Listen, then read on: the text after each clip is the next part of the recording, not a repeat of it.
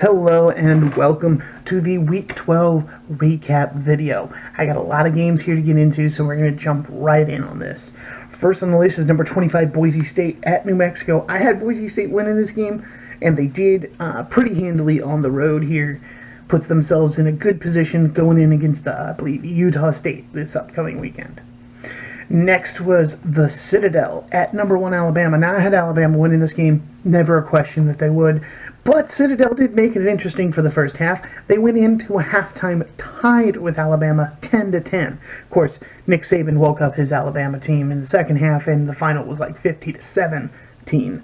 So, but it still was an entertaining first half. I'll give them that.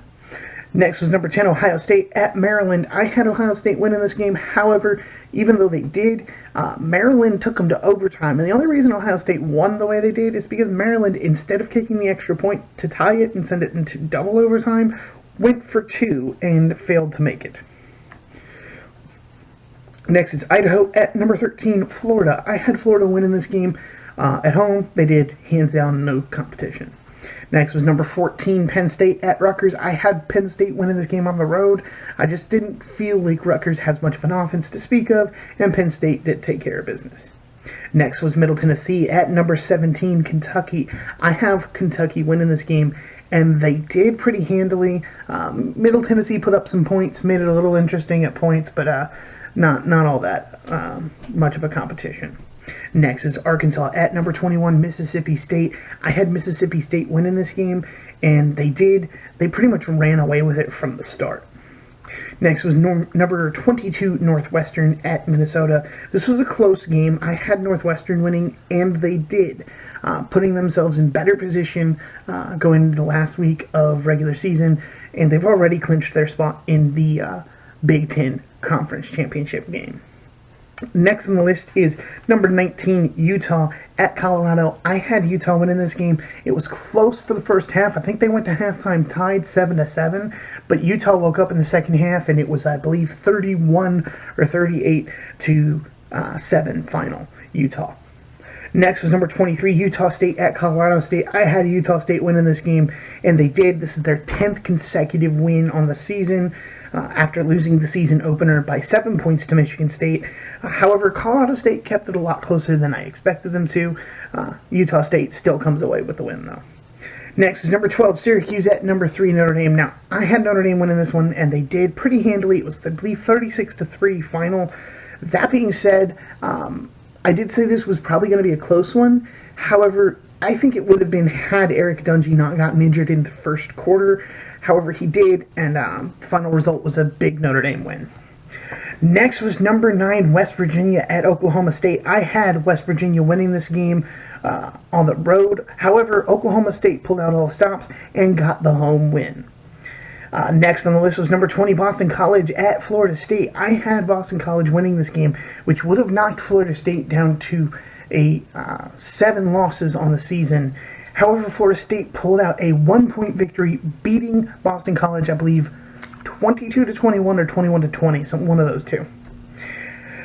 Next on the list was Indiana at number 4, Michigan. Indiana kept it interesting for a little bit, but Michigan ran away with it at the end. Michigan gets the win, like I said. UMass at number 5, Georgia. I had Georgia winning this game at home, and they did. It was really no competition. Next was Oregon State at number 18, Washington. I had Washington winning that game.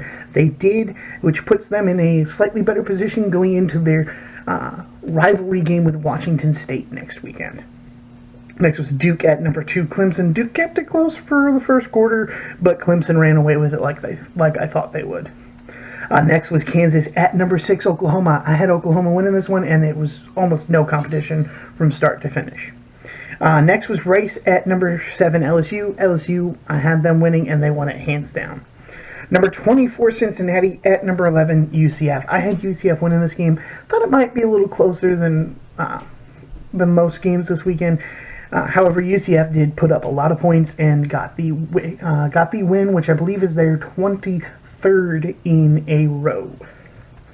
Next on the list is number 16, Iowa State at number 15, Texas. I had Texas winning this one at home. I said it would be a last-minute touchdown or field goal to take the lead, but it wasn't, actually. Texas pretty much controlled the game all the way through and got the win. Arizona at number 8, Washington State. I had Washington State winning this game at home. I just didn't think Arizona had much to compete with them, and it showed. Washington State gets the big win. And that's it for the Week 12 recap. I got 20 of the 22 games this week correct, puts me at a 90.9% correct rate on the week. I got 185 out of the 237 games that matter correct so far this season. That puts me at a 78.1% on that. As far as the whole week goes, I got 54 out of the 66 games played this weekend. There were originally 67, but the Stanford-Cal game was postponed until December 1st, I believe. But the 54 out of 66 gets me an 81.8% correct rate on this week. And how are you guys doing? What are your predictions? Who do you think is going to make the Final Four? Let me know what you guys think in the comments below. And if you like what I'm doing, don't forget to hit that like and subscribe button. And I'll see you guys after this for the Week 13 predictions video.